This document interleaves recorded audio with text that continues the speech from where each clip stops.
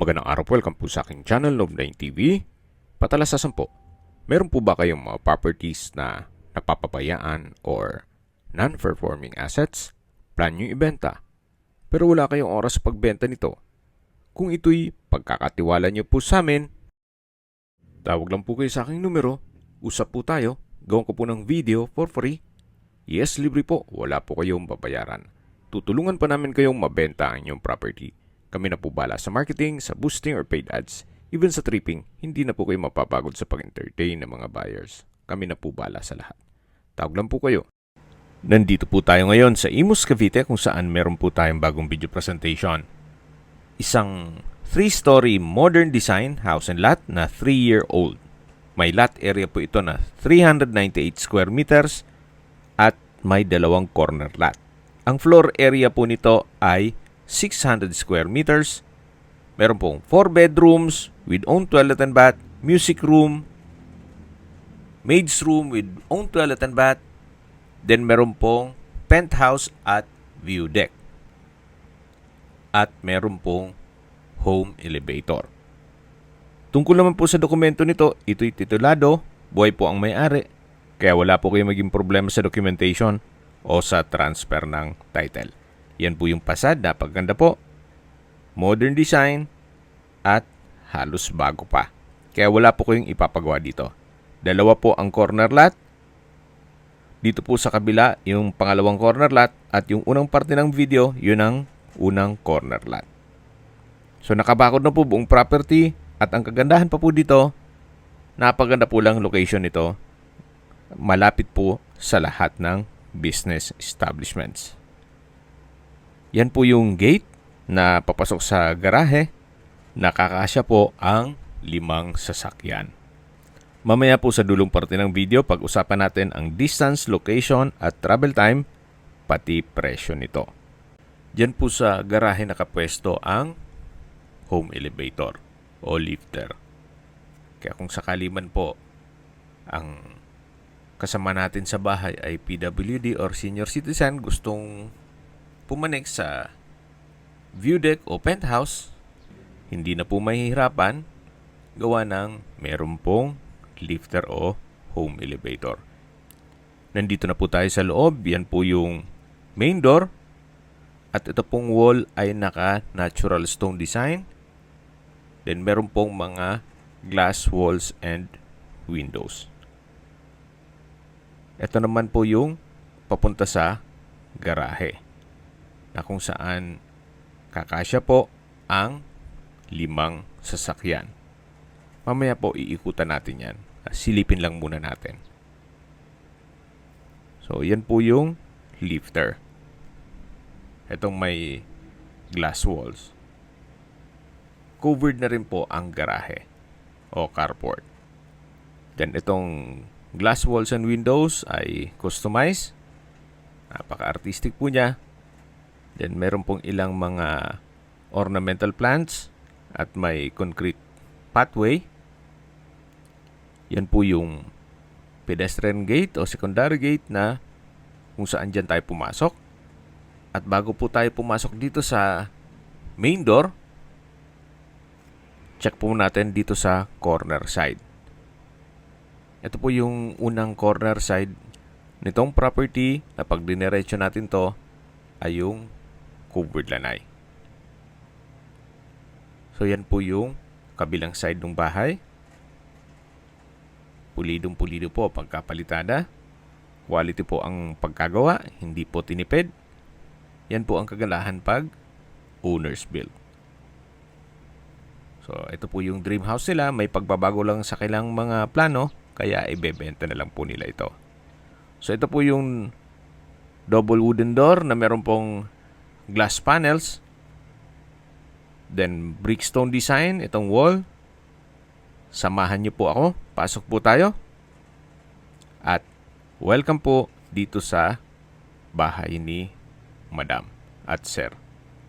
Na kung saan napakaganda po, napakaaliwalas. Ito po yung receiving area. Double high ceiling at meron pong glass wall and window na nag-serves as natural sunlight. may chandelier, wooden design ceiling panel, then meron pong mga pin lamps dito sa ceiling, at premium tiles po ang ginamit dito sa flooring. Tungkol po sa furnishings, wala po silang napanggit. Pero kung sakali man na may maibigan po kayo, siguro pwede nating i-negotiate yan. So ito naman po yung dining area na may dining set, then may chandelier, at ito po yung sliding glass door o door glass na papunta naman dito sa covered lanai. Na meron pong coffee table, meron pong natural stone tiled wall, at yun po yung corner side na kung saan galing na po tayo dyan kanina. Then dito naman po ay yung setback papunta sa service area at paikot dun sa garahe. Ito po ulit yung dining area na may 6-seater dining set. Yan po yung receiving area. Then dun po yung living area. Ito naman po yung breakfast nook na may high chair. At sa dulo ay may wooden shelf. Then meron din pong sliding glass window. At ito naman po yung formal kitchen na may island. Then meron din pong tatlong high chair. May kitchen countertop, kitchen drawer and storage ng kitchen utensils. Meron din pong mga modular kitchen cabinet na naka soft close hinges. At meron pong malaking kitchen window, then nano block sink with faucet, at dito naman po yung dirty kitchen. May breakfast table, kitchen countertop, wall-mounted kitchen cabinet, kitchen drawer, at storage ng kitchen utensils. Nano block din po ang sink and faucet. Yan po yung pantry.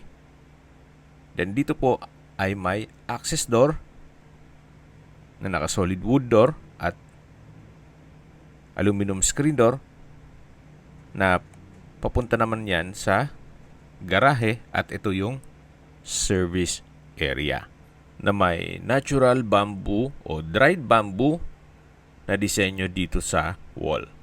At sa dulo ay meron pong metal shelves. So balik na po tayo dito sa loob. Ito po ulit yung dirty kitchen.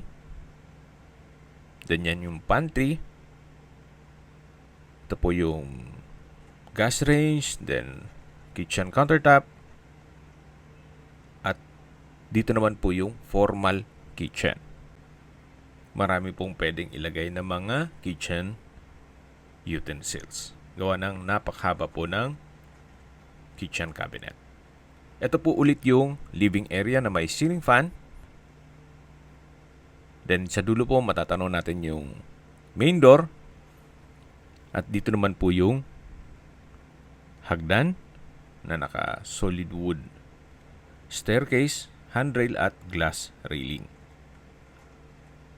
Meron pong understairs na powder room. At dito naman po yung unang kwarto. Kung sakali man po na meron pong PWD or senior citizen sa pamilya, etong kwarto na to ang para sa kanila. Ang kabilang side po niyan ay yung garahe. Yan po yung sliding window glass na may blinds. Then meron din pong window type aircon. Ito po yung toilet and bath. May vanity mirror, hand wash basin, water closet with bidet. Then meron pong hot shower set, may overhead shower, at from floor to ceiling po itong tiled bathroom wall. Meron din pong wall-mounted na stainless towel holder at bathroom window. So ito po yung first bedroom na may sariling toilet and bath. Then may ceiling fan, naka-tile flooring. I don't know kung isasama yan or iwan tong gym equipment. Meron na rin pong bed frame and mattress. At dito naman po yung powder room. Naka-solid wood door, may bathroom countertop, hand wash basin, vanity mirror, tiled bathroom wall, water closet with bidet, at may bathroom window. Paglabas nyo po, yan yung unang kwarto, then may wooden shelf, then katabi lang po yung hagdan. Ito po yung living area, sa dulo yung receiving area, ito po yung formal kitchen, then yung breakfast nook, dining area, at yun po yung main door.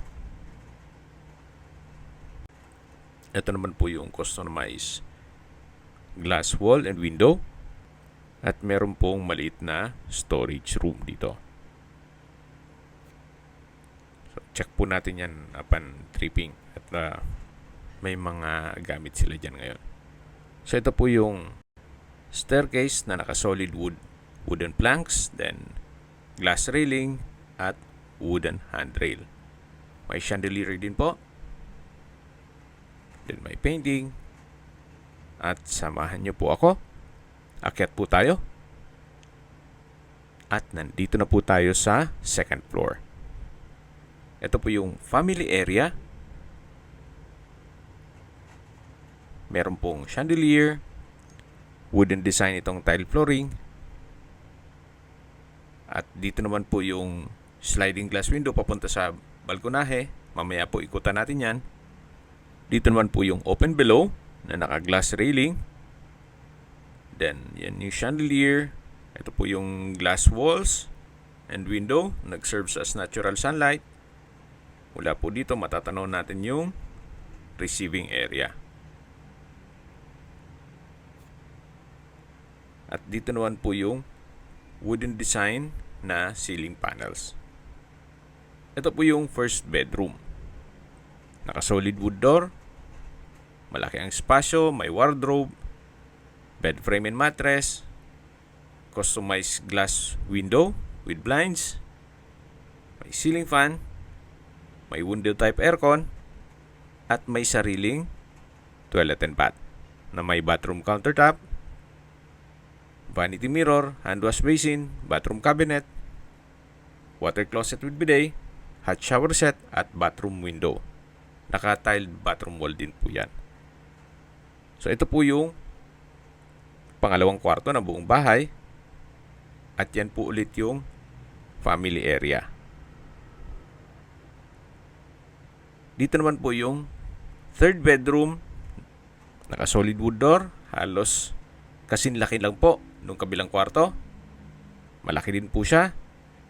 Then meron pong sliding window glass with blinds, window type aircon, bed frame and mattress. Then may sariling toilet and bath na may bathroom countertop, hand wash basin, water closet with bidet, hot shower set, overhead shower, wall mounted towel rack, at tiled bathroom wall. Ito po yung third bedroom. Labas po tayo.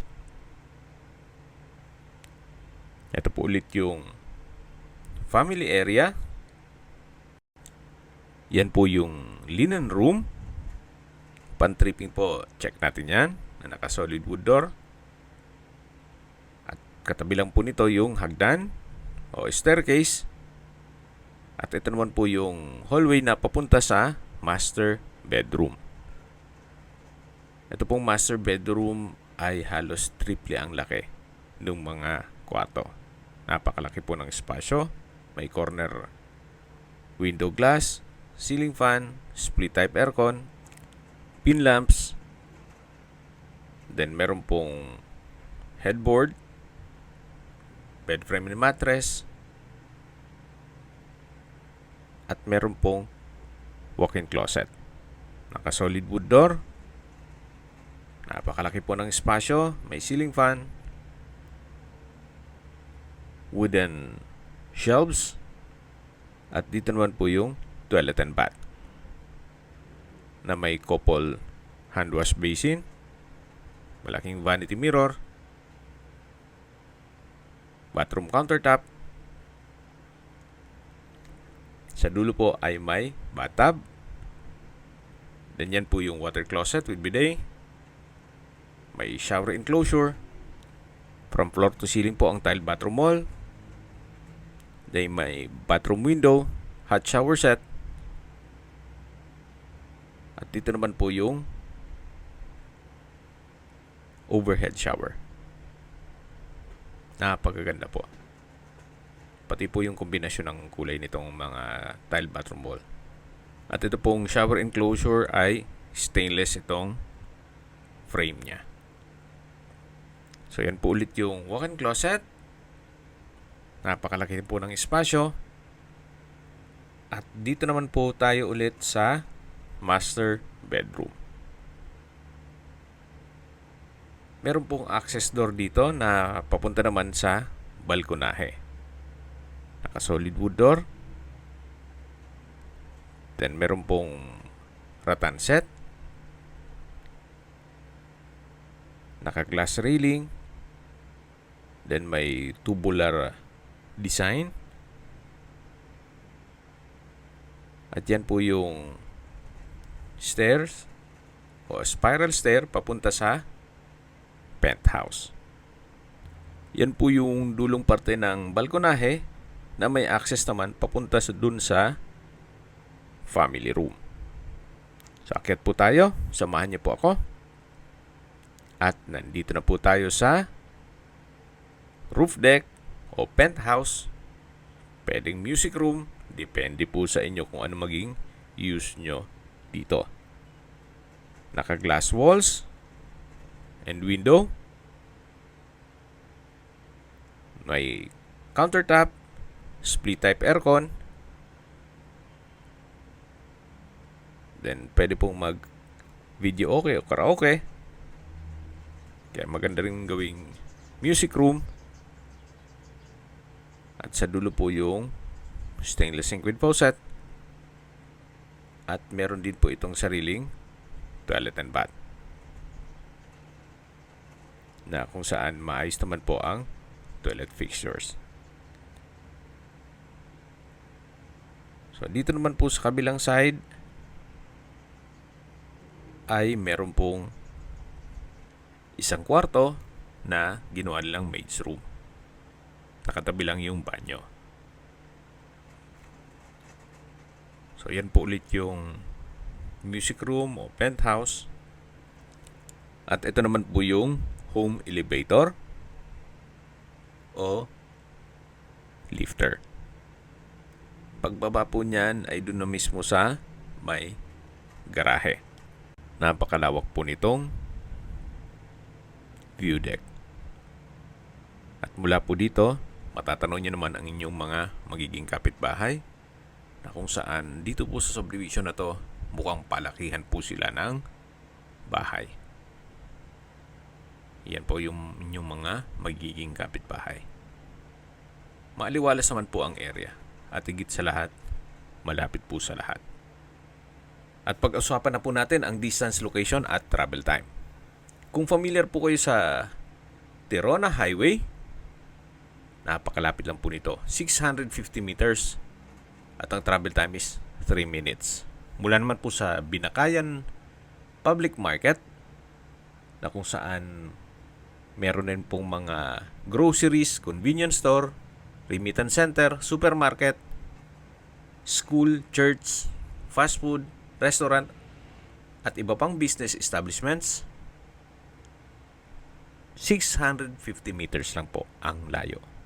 Ganun po kalapit ito sa mga business establishments. Kaya accessible po sa lahat. At mula naman po sa Binakayan Hospital and Medical Center, ang distance is 1.1 kilometers at ang travel time is 5 minutes. Yan po yung lagi kong binabanggit sa inyo na dapat nyo i-consider sa paghanap ng property, yung meron pong malapit na hospital. Hindi ko naman po sinasabing sakitin kayo. Yan naman po for emergency purpose lang naman. At mula naman po sa Kawit Toll Plaza, sa Cavitex, ang distance is 2.4 kilometers at ang travel time is 9 minutes. Mula naman po sa Parañaque Integrated Terminal o PTEX, ang distance is 13.7 kilometers at ang travel time is 22 minutes. Mula naman po sa airport, ang distance is 17.8 kilometers at ang travel time is 28 minutes. Opo, Napakalapit na po nito sa Manila. Kaya kung hanap nyo yung isang malaking bahay na wala na kayong ipapagawa, ito na po yung hinahanap nyo. Then dito naman po ay may secondary gate. At ito naman yung service area. Na diretso po yan hanggang sa garahe. May mga storage cabinet. Ito po yung dinaanan natin kanina na metal shelves. Yung laundry area. Then yung mga dried bamboo. Then may steel gate. At dito na po tayo sa garahe. Nakakasya po ang 5 sasakyan. Then silipin po natin yung lifter o elevator. Yan po yung tinutukoy ko na lifter at working po yan. Okay, sa presyo na po tayo. Binebenta po ito ni owner sa halagang 25 million pesos, which is murang-mura na po yan. Sa ganda nitong bahay at 3 taon pa lang, kung bibili po kayo ng lupa na ganitong kalaki at corner lot pa, then magpapakonstruct pa kayo ng ganyang kalaki, siguro mabibitin yung 25 million nyo. Well, yan po yung opinion ko lang naman. Depende pa rin yan sa inyong assessment dito sa property. Pero kung bibili ka ng isang condominium na worth 25 million, abay, pag-isipan nyo po ito. Meron ka ng modern design house and lot na 3-year-old, may lifter at may penthouse pa. At wala pang isang oras, nasa airport o di kaya'y MOA o Baclaran ka na. Ganun po kaganda ang lokasyon nitong property. Kung may mga katanungan po kayo, tawag lang po kayo sa aking numero. At sa mga kababayan naman natin nasa ibang bansa, meron po akong WhatsApp, Viber at Telegram. Same number lang po, 0917-316-3399. Sa mga nagtatanong naman po ng aming Facebook, meron po aming Facebook page na Nov9TV at Facebook Real Video. Meron din pong TikTok at Instagram. May ibang YouTube channel po kami, the Nov9TV channel, Nov9TV Listings, Nov9TV On The Spot, Nov9TV Updates, at Nov9TV House Rental. Sana po naibigyan nyo ang video presentation. Paki-like and subscribe na lang po sa aking channel para ma-update din po kayo sa aking future listings. Kung sakali po hanap nyo yung mas malaking sukat ng lupa, meron din po kami ibang listings na pwede nyong pagpilian. Huwag po kayong mag-atubiling tumawag sa amin. Then, let us know your budget para malaman namin kung anong property pwede naming ilog sa inyo. Sa lahat pong viewers, subscriber at nagtiwala po sa amin, salamat po sa suporta. Ingat po kayo lagi at yung pamilya. Maraming salamat po.